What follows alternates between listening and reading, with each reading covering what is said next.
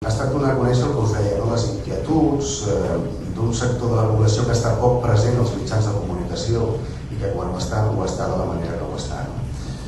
Hem procurat també, crec que és molt important, i crec recordar que ho diu l'Esborrany, donar veu als protagonistes, que siguin ells qui confeccionen el seu discurs.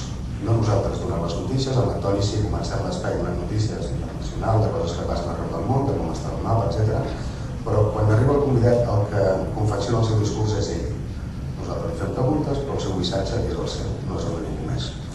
Evidentment no hem mostrat una imatge de les persones LGTB que només gira al voltant de la seva orientació sexual. Jo penso, vist des de fora, si em permeteu l'expressió, que on queda realment feina per fer és l'àmbit social. En l'àmbit jurídic crec que Espanya és un país molt avançat. De fet, no fa gaires dies tenia un coneixement d'un estudi de l'Associació Europea de Gais i Lesbianes que va publicar un llistat de països que millor respecten els seus drets. Estem parlant de grau de reconeixement legal, no de reconeixement social. Suècia, Bèlgica, Holanda i Espanha. Feina per fer, en queda molta, és l'últim apartat de l'Esborrany. Qüestions que poden semblar menors, però que no ho són.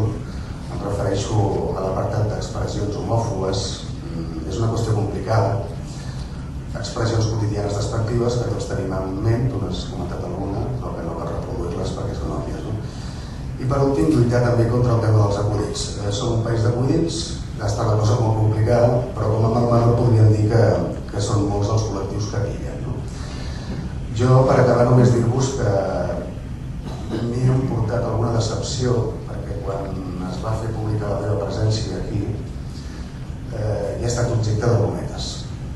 Parlo del meu entorn professional, o sigui, no és greu, però constata una situació que es dona, i moltes vegades la gent que la ho pensa, però transcendeix i ho típic, te'n vas a aquestes jornades, etc. Aleshores, m'ha defraudat perquè, a més, estic en un context de gent progressista o que pensa que és progressista, però generalment és gent progressista. I si caiem en aquesta trampa des d'aquest tipus de gent, doncs encara és més complicat que ho facin d'altres sectors que, òbviament, ja se li suponen.